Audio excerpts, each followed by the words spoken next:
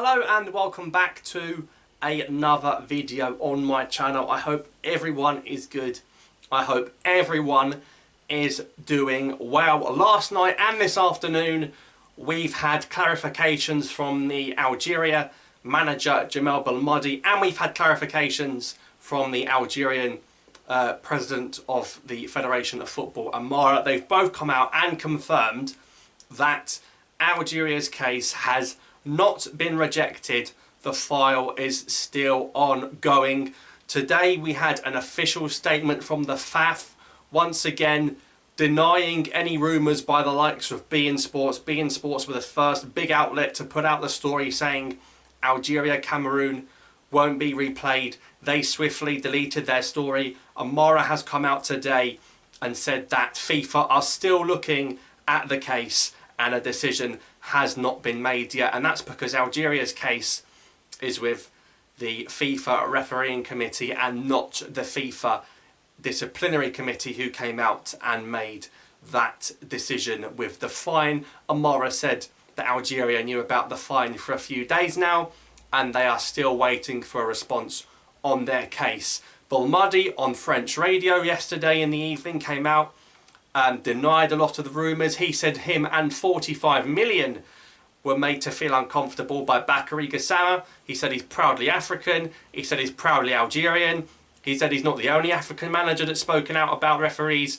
The Senegal manager, Eto'o, he's spoken about referees, even though Senegal made the World Cup regardless. But Belmadi said something interesting. He said, I don't want to comment too much on Algeria's appeal. There's a lot of information that's gone in there, and I think that's interesting. This isn't just a quick email saying, oh sorry, can we play again?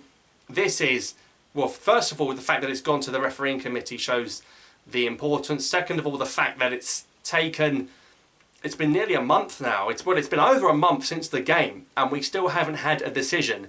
And obviously the World Cup is in a few months' time. The group stage draw's already been made, yet we're still waiting for a decision, which means they are spending a lot of time going through the facts. And I've said this before, the longer it goes on for, the higher our chances, because if they came out straight away and said no, that means you haven't got a leg to stand on. If you're taking weeks, months to make a decision, then a lot of things need to be considered. A lot of things a lot of people need to be spoken to. We know that FAF claim, and Belmadi has also indirectly said that recordings, it's the recordings of the VAR telling Gassama to disallow that. This is why I think we have a small chance. It's that recording of those Germans, the two Germans, by the way, and these are top officials. They did Atletico Madrid against Man City shortly after our game. These officials in the recording told Gassama to disallow the goal, or to at least have a look at it. The first goal, it's Choupo-Moting's goal after Mandy was pushed into right and Bulhi. Gassama played on, wave play on. And, you know, Gassama's side of the story is that it was too late. He heard it too late. Play had continued by 3 minutes. He couldn't disallow the goal after 3 minutes. So if we believe what we're hearing, and that FAF have got that VAR recording of them saying disallow a goal and it not being disallowed, that's the key discrepancies. But they're saying, both FAF and Belmadi are saying it's not a small file, it's a big file, it's a big old case. You know, they've both come out, both parties, both the FA and the Algerian national team manager have come out and said that this is a big file. This is a big case. There's a lot of evidence that's been put together and we are still waiting for a decision. So that FAF statement today, it's a very short statement by Amara, but he's basically come out and he's just denied that Algeria's case has been rejected. It's a very strong thing to do, to say Algeria's case has not been rejected, because he could have easily just gone quiet and let it roll on. He's been very vocal about this situation, and obviously Amara is looking to step aside in a few weeks' time. But I think Amara is working so hard on this case because he feels if miraculously Algeria and Cameroon gets replayed to some degree, then I think Amara feels like he's able to keep his job as FA president. He's put more work in the last few weeks than in the last year combined. So he's worked very hard on this case. We've seen a good side to Amara in the last few weeks with regards to this case. And I do think if Algeria are unsuccessful, I believe we did everything we can to get that game replayed. So we can have no regrets. We might still feel like we were in the wrong. I think we've done everything in our power We've supplied all relevant paperwork, evidence, photos, videos, audios to get that case looked at. There's not much more we could have done. They could have sat back and done nothing and accepted the loss. They didn't. So fair play, I'll give him credit, because I'm very quick to call them out, but I'll give them credit as well. But yeah, so like I say, guys, don't lose hope, because Belmadi has come out and said the case is with FIFA. Belmadi also said he likes the challenge of rebuilding the team to where we were, and then he added that on. Belmadi also said, I will stay minimum to the end of AFCON 2023 should we qualify. We will qualify barring a huge disaster, but he said he'll stay on to the next AFCON, which is the end of the summer next year.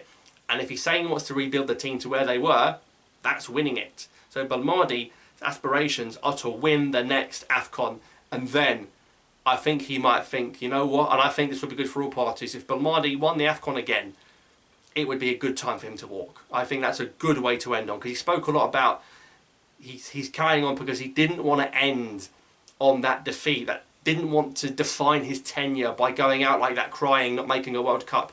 He wants to make it up to the people, and if he can deliver that final AFCON, thanks Jamel, and then he walks away and we build something new for the future, because it might not just be the last AFCON for him, maybe the last AFCON for the likes of Amaras, Mandy, players like that.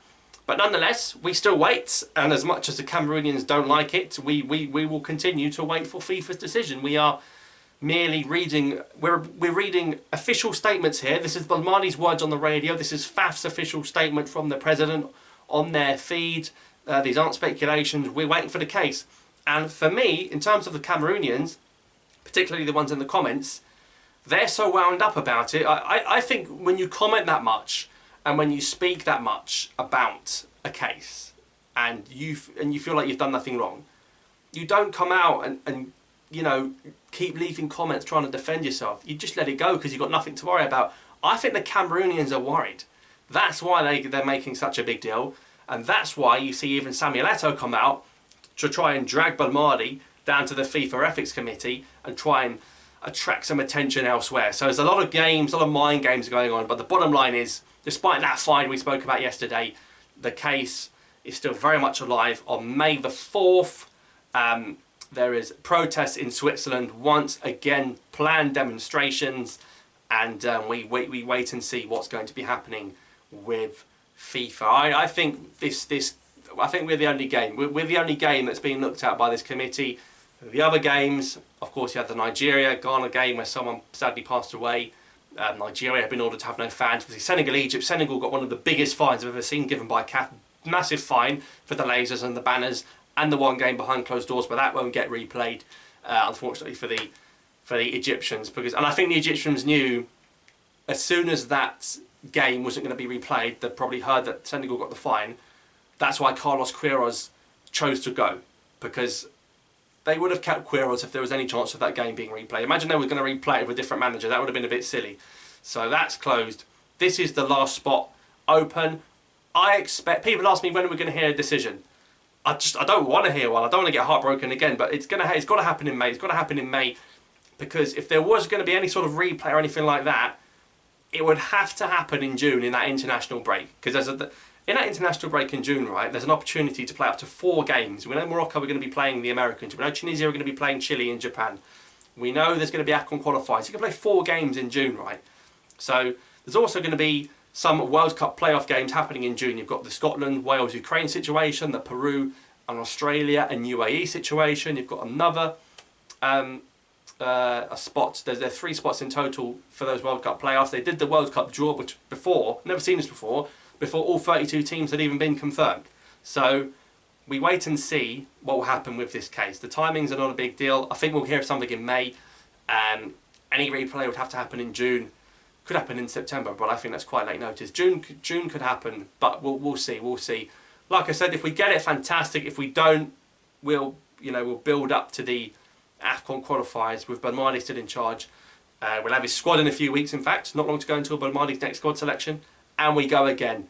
And then we will hope Cameroon lose to Brazil, Serbia, and Switzerland. But like I say, guys, thanks for watching. Subscribe for more. Drop a like on the video, and I shall see you next time.